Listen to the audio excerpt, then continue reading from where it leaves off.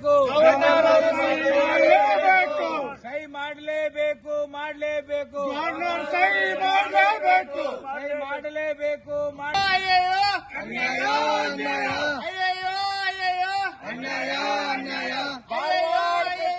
ಮಹಾನಗರ ಪಾಲಿಕೆ ಹೋರಾಟಕ್ಕೆ, ಧಾರವಾಡ ಪ್ರತ್ಯೇಕ ಮಹಾನಗರ ಪಾಲಿಕೆ ಹೋರಾಟಕ್ಕೆ HDMC ಸಾಕು, HDMC ಸಾಕು.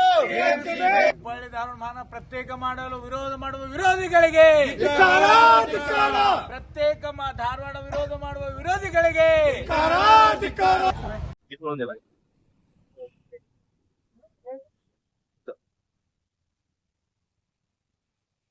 ಧಾರವಾಡ ಪ್ರತ್ಯೇಕ ಪಾಲಿಕೆ ಹೋರಾಟ ಈಗ 11 ದಿವಸಕ್ಕೆ ಕಾಲಿಟ್ಟಿದ್ದು ಉಗ್ರವಾಗಿ ಹೋರಾಟ ಕೂಡ ಸ್ಟಾರ್ಟ್ ಆಗಿರ್ತದ್ದು. ಈಗ ಇಲ್ಲಿ ಹೋರಾಟ ಎಲ್ಲ ಕೂಡ ಪಶ್ಚಾತ್ಯವಾಗಿ ಹೋರಾಟ ಕೂಡ ಮಾಡ್ತಕ್ಕಂಥದ್ದು. ಆಲ್ರೆಡಿ ಇಲ್ಲಿ ಅಹೋರಾತ್ರಿ ಧರಣಿ ಕೂಡ ಸ್ಟಾರ್ಟ್ ಆಗಿರ್ತದ್ದು. ಇವತ್ತಿಂದ ಅಹೋರಾತ್ರಿ ಧರಣಿ ಕೂಡ ಸ್ಟಾರ್ಟ್ ಆಗಿರುತ್ತು. ಈ ಬಗ್ಗೆ ನಮ್ಮ ಇಡೀ ದಶಕಗಳ ಹೋರಾಟ ಮಾಡಿ ಈ ಹೈಕೋರ್ಟ್ ಬರ್ಲಿಕ್ಕೆ ಕಾರಣಂತ ಬಿಡಿ ಹಿರೇಮಠ ಅಜ್ಜರು ಕೂಡ ಇಲ್ಲಿದ್ದಾರೆ. ಅವ್ರೆಲ್ಲ ಧಾರವಾಡದಲ್ಲಿ ಅವ್ರ ಅಜ್ಜನ ಅಂತ ಕರೀತಾರೆ. ನಾವು ಕೂಡ ಅವ್ರ ಅಜ್ಜ ಅಂತ ಮಾತಾಡ್ತಾನೆ ಹೋಗೋಣ. ಆಗ ಈಗ ಇವತ್ತು 11 ದಿವಸ ಈಗ ಈ ಹೋರಾಟ ಕಾಲಿಟ್ಟು ಇವತ್ತು ಕೂಡ ಅಹೋರಾತ್ರಿ ಧರಣಿ ಸ್ಟಾರ್ಟ್ ಮಾಡಿದ್ರು. ಈ ಬಗ್ಗೆ ಹೇಳೋದಾದ್ರೆ ಈಗ ನೋಡಿ, ನಾವು ನಂಬಿ ಕೆಟ್ಟವರಿಲ್ಲ ಈ ಜಗದಲ್ಲಿ ಅಂತೇಳಿ ಎಲ್ಲರನ್ನೂ ನಂಬಿದ್ವಿ. ಗೌರವಾನ್ವಿತ ರಾಜ್ಯಪಾಲರು ಮುದ್ರೆಯನ್ನ ಒತ್ತಿ ವಾಪಸ್ ಕಳಿಸ್ತಾರೆ ಮಹಾನಗರ ಪಾಲಿಕೆ ಕಡತಕ್ಕೆ ಅಂತೇಳಿ. ಅದಾಗ್ಲಿಲ್ಲ. ಅದಕ್ಕೆ 24x7 ಅಂದ್ರ 24 ತಾಸು ಸತ್ಯಾಗ್ರಹವನ್ನು ಮಾಡ್ಲಿಕ್ಕೆ ನಿರ್ಧಾರವನ್ನು ಮಾಡಿದ್ದೇವೆ. ಇದು ಜನ ಆಂದೋಲನವಾಗಿ ಪರಿವರ್ತನೆ ಆಗಿದೆ. ಆ ಕಾರಣಕ್ಕೆ ದಯಮಾಡಿ ಗೌರವಾನ್ವಿತ ರಾಜ್ಯಪಾಲರು ಕೂಡಲೇ ಅಂಕಿತವನ್ನು ಹಾಕಬೇಕು. ಇಲ್ಲದೆ ಹೋದ್ರೆ ಜನ ಆಕ್ರೋಶಕೊಂಡು ಈಗಾಗಲೇ ನಮಗೆ ಬಹಳ ಒತ್ತಾಯ ಮಾಡ್ತಾ ಇದ್ದಾರೆ. ಆಕಸ್ಮಿಕವಾಗಿ ಇದು 30ನೇ ತಾರೀಕು ಬಂದನ್ನು ಕೊಟ್ಟಿದ್ದೇವೆ. ಇಲ್ಲದೆ ಹೋದ್ರೆ go back, governor go back ಅನ್ನೋ ಪ್ರಕ್ರಿಯೆ ಪ್ರಾರಂಭ ಆಗ್ತದ. ಕೂಡಲೇ ವಿನಂತಿಯನ್ನ ಗೌರವವಾಗಿ ಕೇಳ್ಕೊಳ್ತೇವೆ. ಕೂಡಲೇ ಕರ್ತಕ್ಕೆ ಸಹಿ ಹಾಕಿ ವಾಪಸ್ ಕಳಿಸ್ಬೇಕಂತೇಳಿ. ಇನ್ನು ಈ ಹೋರಾಟ ಧಾರವಾಡ ಪ್ರತ್ಯೇಕ ಹೋರಾಟಕ್ಕೆ ಅಭಿಯಾನಕ್ಕೆ ರಾಜ್ಯದಲ್ಲಿ ಕೂಡ ಈ ಸಾಥನ್ನು ಕೊಟ್ಟಿರ್ತಂತು. ಮತ್ತು ಈಗ ವ್ಯಾಪಾರ ನಮ್ಮ ವ್ಯಾಪಾರದ ಸಂಘ, ಹೋಟೆಲ್ ಸಂಘ ಮತ್ತು ಇನ್ನು ಧಾರವಾಡ ನಾಗರಿಕರು ಎಲ್ಲರೂ ಕೂಡ ಈ ಸಂಘಕ್ಕೆ ಈ ಹೋರಾಟಕ್ಕೆ ಬೆಂಬಲ ಕೊಟ್ಟಿದ್ದು. ಹಾಗೆ ಕೂಡ ಈ ಎಲ್ಲಾ ನಾಗರಿಕ ಹೋರಾಟಕ್ಕೆ ರಾಜ್ಯ ಕೂಡ ಈ ಹೋರಾಟಕ್ಕೆ ಸಾಥನ್ನು ಕೊಟ್ಟಿದ್ದು. ಈ ಬಗ್ಗೆ ನಮ್ಮ ವ್ಯಾಪಾರ ಸಂಘದ ಕೇಳ್ತಾ ಹೋಗೋಣ. ಸರ್, ಈಗ ವ್ಯಾಪಾರ ಸಂಘದಲ್ಲಿ ತಾವು ಈ ಹೋರಾಟಕ್ಕೆ ಬೆಂಬಲ ಕೊಟ್ಟಿರ್ತದ್ದು, ಈ ಬಗ್ಗೆ ಹೇಳೋದಾದ್ರೆ? ಈ ಬಗ್ಗೆ ಹೇಳೋದಾದ್ರೆ ಕೂಡಲೇ ಗೌಡರು ಎಚ್ಚೆತ್ತುಕೊಂಡು ಸಹಿ ಮಾಡಿ ಸರ್ಕಾರಕ್ಕೆ ಕಳಿಸ್ಬೇಕು. ಸರ್ಕಾರ ಆದೇಶ ಹೊರಡಬೇಕು. ಇಲ್ಲವಾದರೆ 30ಕ್ಕೆ ಧಾರವಾಡಕ್ಕ ಬಂದನ್ನು ಕರೆ ಮಾಡಲಾಗಿದೆ. ಎಲ್ಲ ವ್ಯಾಪಾರಸ್ಥರು, ಎಲ್ಲ ಸಂಘಗಳು, ಸಮಗಾರ ಇರ್ಬೋದು, ಬ್ಯಾಡ್ರ್ ಇರ್ಬೋದು, ಮಚ್ಚಿಗಾರ ಸಂಘ ಇರ್ಬೋದು, ವ್ಯಾಪಾರ ಕಿರಾಣಿ ವರ್ತಕ ಸಂಘ ಇರ್ಬೋದು, ಒಬ್ಬೊಬ್ಬ ಎಲ್ಲಾ ಹಲವಾರು ಸಂಘಗಳು ಬಂದು ಈಗಾಗಲೇ ಬೆಂಬಲ ಸೂಚ್ಯವು. ಆಲ್ರೆಡಿ ವಾಲಂಟರಿಯಾಗಿ ಇದು 30ನೇ ತಾರೀಕು ಒಳಗೆ ಸಹಿ ಮಾಡಲಿಲ್ಲ ಅಂದರೆ ನಾವೆಲ್ಲರೂ ಸಂಪೂರ್ಣ ಅಂಗಡಿ ಬಂದ್ ಮಾಡಿ ನಿಮ್ಗೆ ಸಹಕಾರ ಕೊಡ್ತೇವೆ ಅಂತ ಹೇಳಿ ಎದಿತಕ್ಕೆ ಹೇಳಿದ್ದಾರೆ. ಈಗ ಪಶ್ಚಾತ್ಯಗ ಹೋರಾಟದ ಧುಮುಕಿದ್ರಂತ ನಮ್ಮ ಜೆಡಿಎಸ್ ಮುಖಂಡರಂತ ಗುರುರಾಜ್ ಮಧು ಕೂಡ ಇಲ್ಲದ್ರೆ ಅವ್ರನ್ನೇ ಕೇಳ್ತಾ ಹೋಗೋಣ. ಈ ಆರೋಗ್ಯ ಧಾರಣೆ ಬಗ್ಗೆ ಅವ್ರು ಏನ್ ಹೇಳ್ತಾರೆ, ಮುಂದಿನ ಅವ್ರ ಹೋರಾಟ ನಡೆ ಅಂತ ಅವ್ರನ್ನೇ ಕೇಳ್ತಾ ಹೋಗೋಣ. ಸರ್, ಈಗ ಈ ಹೋರಾಟಕ್ಕೆ 11 ದಿವಸ ಕಾಲ ಇದ್ದು ಈಗ ಈ ಆರೋಗ್ಯ ಧಾರಣೆ ಬಗ್ಗೆ ತಾವು ಹೇಳೋದಾದ್ರೆ? ಈಗ ನಾನು ಪ್ರಥಮವಾಗಿ ಇಷ್ಟು ರಾತ್ರಿ 12 ಗಂಟೆಗೆ ಇವತ್ತಿಂದ ಅಹೋರಾತ್ರಿ ಕಾರ್ಯಕ್ರಮಕ್ಕೆ ತಾವು ಬಂದು ರಾಜ್ ನ್ಯೂಸ್ನವರು ಬಂದಿದ್ದಕ್ಕೆ ನಾನು ಮೊದಲು ನಿಮ್ಗೆ ಅಭಿನಂದನೆ ಹೇಳ್ತೇನೆ. ಇವತ್ತಿಗಾಗ್ಲೇನೆ ನಮ್ಮ ಮಹಾನಗರದಲ್ಲಿ ಅನೇಕ ಸಮಸ್ಯೆಗಳಿದಾವೆ ಮತ್ತು ಹುಬ್ಬಳ್ಳಿ ಧಾರವಾಡ ಮಹಾನಗರ ಅಂದಾಗ 2 ಕಣ್ಣುಗಳು ಸರಿಯಾಗಿ ಅಭಿವೃದ್ಧಿ ಆಗಲಿಲ್ಲ. ಅನೇಕ ಯೋಜನೆಗಳನ್ನ ಹುಬ್ಬಳ್ಳಿಗೆನೆ ಪಡ್ಕೊಂಡು ಮತ್ತು ಅನೇಕ ಯೋಜನೆಗಳು ಅವ್ಯವಹಾರಗಳಿಂದ ತುಂಬಿ ಎಲ್ಲ ಹಾಳು ಮಾಡಿ.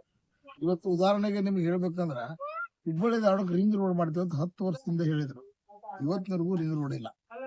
ಅದೇ ರೀತಿಯಾಗಿ BRTS ಮಾಡಿದ್ರು, ಅವೈಜ್ಞಾನಿಕವಾದ BRTS. ಇವತ್ತು ಜನ ಅಡ್ಡಾಡುವಂತ ಸ್ಥಿತಿ ಇದೆ. ಅದ್ರ ಜೊತೆಗೆ ಬಡವರಿಗಾಗಿ ಮನೆ ಕೊಡ್ಬೇಕಪ್ಪ, ಏನಾರು ಹಾಕಿ ಕೇಳ್ಬೇಕಪ್ಪ ಅಂದ್ರ ಬಡವರು ಅಪ್ಲಿಕೇಶನ್ ಕೊಡಕ್ ಹುಬ್ಬಳ್ಳಿಗೆ ಹೋಗಿ. ಇವತ್ತ ಆರೋಗ್ಯ ದೃಷ್ಟಿಯಿಂದ ನಿಮ್ಗೆ ಹೇಳ್ಬೇಕಂತಂದ್ರ ನಾ ಹೇಳ್ಬೇಕಪ್ಪ ಅಂತಂದ್ರ, ನೀವು ಹುಬ್ಬಳ್ಳಿಗೆ ಜಯದೇವ್ ಹಾಸ್ಪಿಟಲ್ ಮಾಡಿದ್ರು, ಹುಬ್ಬಳ್ಳಿಗೆ KMC ಮಾಡಿದ್ರು, ಹುಬ್ಬಳ್ಳಿಗೆ KMRC ಮಾಡಿದ್ರು, ನಮ್ ಧಾರವಾಡ ಸಿವಿಲ್ ಹಾಸ್ಪಿಟಲ್ ಇದನ್ನ ಶಿಫ್ಟ್ ಮಾಡ್ರಿ ಅಥವಾ ಒಂದ್ ದೊಡ್ಡ ಪ್ರಮಾಣದಾಗ ಮಾಡ್ರಿ ಅಂದ್ರ ಇವತ್ತಿನವರೆಗೂ ಏನು ಯಾರು ಮಾಡಿ. ಅದ್ರ ಜೊತೆಗೆ ಎಲ್ಲಿಯೂ ನಮ್ ನಗರದಲ್ಲಿ ನೀವು ಟ್ರಾಫಿಕ್ ಎಲ್ಲ ಹಾಳ ಹಿಡಿದೈತಿ, ಯಾವ ರಸ್ತೆಗಳು ಸರಿ ಇಲ್ಲ, ಆಮೇಲೆ ಯಾವ ಯೋಜನೆಗಳು ಇಲ್ಲ. ಇವತ್ತು ನಾವು ಹುಬ್ಬಳ್ಳಿಗೆ ವಿರೋಧ ಇಲ್ಲ. ಜಿಲ್ಲಾ ಕೇಂದ್ರಕ್ಕೆ ಗೌರವ ಕೊಡ್ಬೇಕಲ್ಲ. ಈ ಜಿಲ್ಲಾ ಕೇಂದ್ರಕ್ಕೆ ಗೌರವ ಇರ್ಲಿಲ್ಲ ಅಂದ್ರ, ಗೌರವ ಇರ್ದಿದ್ರ ಆ ಜಿಲ್ಲೆಗೆ ಅವಮಾನ ಆದಂಗ. ಯಾವ ಜಿಲ್ಲೆಯಲ್ಲೂ ಬೇರೆ ತಾಲೂಕಿನಲ್ಲಿ ನಿಮ್ಮ ಇವಾಗ ತಾಲೂಕಾ ಕೇಂದ್ರಗಳಲ್ಲಿ ಜಿಲ್ಲಾ ಆಫೀಸ್ಗಳಿಲ್ಲ. ಆದ್ರ ಹುಬ್ಬಳ್ಳಿ ಧಾರವಾಡ ಮಹಾನಗರ ಹೆಸರಿನಲ್ಲಿ ಇವರು ಎಲ್ಲವುಗಳನ್ನ ಬೇರೆ ಬೇರೆ ಕಡೆ ಕಳಿಸಿದ್ದಾರೆ. ಯಾವ ನಮ್ಮ ಧಾರವಾಡದಲ್ಲಿ ಇಲ್ಲ. DC ಆಫೀಸ್ ಒಂದು ತೆಗೆದು ಬಿಟ್ರೆ ಇದು ನಮ್ಮ ಹಣೆ ಬರ ಅಂದ್ರೆ ಅಳ್ಳಾವ್ರಿಕಿನ ಹತ್ತೈತಿ. ಅದಕ್ಕ ಇವೆಲ್ಲ ಯೋಜನೆಗಳ ಕುರಿತು ಜನಕ್ಕೆ ರೊಚ್ಚಿ ಹೋಗಿದ್ದಾರೆ. ಮತ್ತೆ ಇದಕ್ಕೆಲ್ಲ ಕಾರಣ ಸ್ಥಳೀಯ ನಾಯಕತ್ವ ಇರ್ಲಾರ್ದು. ಈ ಸ್ಥಳೀಯ ಶಾಸಕರು ಇಲ್ಲಿ ಏನಿದ್ರ ಇವ್ರು ನೆಗ್ಲೆಕ್ಟ್ ಮಾಡಿ ಅದಕ್ಕೆ ವಿರೋಧ ಮಾಡೋದ್ರಿಂದ ಇವತ್ತು ಈ ಪರಿಸ್ಥಿತಿ ಆಗೈತೆ. ಅದಕ್ಕ ಈ ಹೋರಾಟ ನಾವೇನೈತಲ್ಲ ಸಂಪೂರ್ಣವಾಗಿ ನಾವು ಎಲ್ಲುವರೆಗೂ ಬಿಡೋದಿಲ್ಲ. ಇದನ್ನ ನಾವು ಮಾಡೇ ತೀರ್ತೇವೆ ಅಂತ ಹೇಳಿ ನಾವು ಹೇಳ್ತೇವೆ. ಇನ್ನು ನಿನ್ನೆ ಕೂಡ ಹುಬ್ಬಳ್ಳಿ ಪಾಲಿಕೆಯ ಸದಸ್ಯರಂತ ಕಾಂಗ್ರೆಸ್ ಸದಸ್ಯರಂತ ಒಂದು 8 ರಿಂದ 9 ಮಂದಿ ಕೂಡ ನಿನ್ನೆ ರಾಜೀನಾಮೆ ಕೊಟ್ಟರು. ಅದರಲ್ಲಿ ಒಬ್ರು ಕೂಡ ಇಲ್ಲಿದ್ದಾರೆ, ಮಾಜಿ ವಿರೋಧ ಪಕ್ಷ ನಾಯಕರಂತ ರಾಜಶೇಖರ್ ಕಂಪ್ತಿ ಅವರನ್ನೇ ಮಾತಾಡ್ತಾ ಹೋಗೋಣ. ರಾಜಶೇಖರ್ ಕಂಪ್ತಿ ಅವರಿಗೆ ಈಗ ನಿನ್ನೆ ಕೂಡ ತಾವು 8 ರಿಂದ 9 ಮಂದಿ ತಮ್ಮ ಸದಸ್ಯರು 12 ಮಂದಿ ತಾವು ರಾಜೀನಾಮೆ ಕೊಟ್ಟರು. ಈಗ ಈ ಹೋರಾಟ ಇಲ್ಲಿಗೆ ನಿಲ್ತದೋ ಅಥವಾ ಮುಂದೆ ಎಲ್ಲಿಗೆ ಇದು ಆಗ್ತದೆ ಅಂತ ನೀವು?